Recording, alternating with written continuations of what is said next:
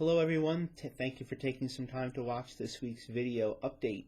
If you're watching this video on Friday, November 1st, happy All Saints Day. Today is All Saints Day, a wonderful feast day on our church calendar, where we celebrate and remember all the holy men and women of every time and place who are in heaven with God, and also remember our own calling to become a saint, since the end and purpose of our lives is to get to heaven as well. Today is a holy day of obligation, so there is one more Mass today, which will be at 7 p.m. in the church. It is Friday, and as usual, we're having exposition and adoration of the Blessed Sacrament all day. It's First Friday, so confession will be available at 6 p.m. this afternoon, and then benediction at 6:30. So there's a little change to normal because of the evening Mass, but still the chapel is open for you to come and pray. And as I mentioned, there'll be confession available beginning at 6 this evening. Tomorrow is November 2nd, is First Saturday. It is also All Souls Day. So the day after All Saints is All Souls. And the entire month of November is then dedicated to praying for the souls of all the faithful departed.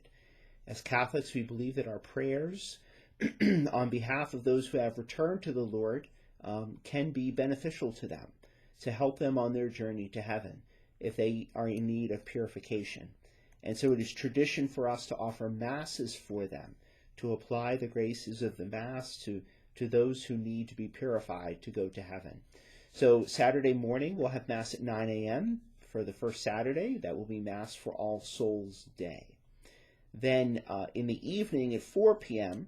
we'll have our regular Mass of Remembrance, which we have every year on All Souls Day, but the Mass will actually be for the Sunday. But we will, during the course of the Mass, read the names of those who have been buried from St. Mark over the last year.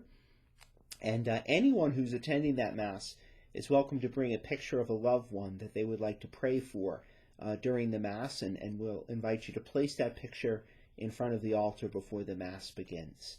So it's a very busy time of the year. There's lots of different celebrations that are in the church calendar and also in our civic calendar this time of the year, but they're wonderful reminders of the depth and the beauty of our faith in this month of November. It's hard to believe it, but Advent will soon be upon us. So the season of Advent begins at the end of the month, the weekend of November 30th and December 1st.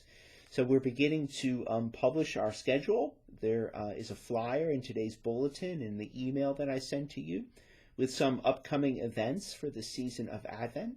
An event we're very excited about will take place on Sunday, December 8th at 6:30 in the church. We're going to have a time of adoration, of praise and worship music, of scriptural meditation, and then also procession with the Blessed Sacrament, and then concluding with a time of confession. So if you participated in our mission this past March during Lent, you know we did this as the first night of the mission. So we're going to do it again for the season of Advent. And I think those who went during Lent will tell you it was a very powerful moment of worship and adoration. So I would invite everyone to consider coming Sunday, December 8th at 6:30, and that will take place in the church, and I think it's going to be a wonderful, prayerful way to get into the season of Advent and to get ourselves ready for Christmas. Our outreach programs are continuing for this time of the year, our Thanksgiving outreach, and then also our Christmas outreach is starting as well. So those that you can find more information about on the front cover of this weekend's bulletin.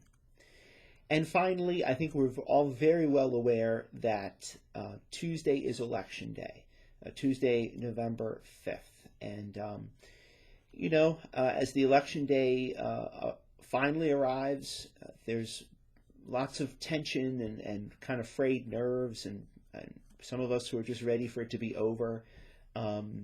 But I think it reminds us of the need to pray for our country, that, Jesus is Lord, and everything will turn out okay, no matter who wins the election, that Jesus is still Lord, and that the sun will rise the next day, and to place our faith in the Lord rather than in, political people and political processes and all of those sorts of things. This is an invitation for us to have deeper and greater faith. So please get out to vote if you haven't done so already, and also remember to pray for the country over these next few days and in the days that follow the election. I would ask your prayers for Father Foley and for myself. We will be away with all of the other priests of the Archdiocese on Monday afternoon through Thursday afternoon of next week. It is the convocation that we have every other year where all the priests gather with the Archbishop for a time of prayer, a time of retreat. It's kind of a mix of a retreat and a conference and just some time to be together. So we will be at Ski Liberty, which is just north of Emmitsburg in the lower part of Pennsylvania there. We'll be there Monday through Thursday.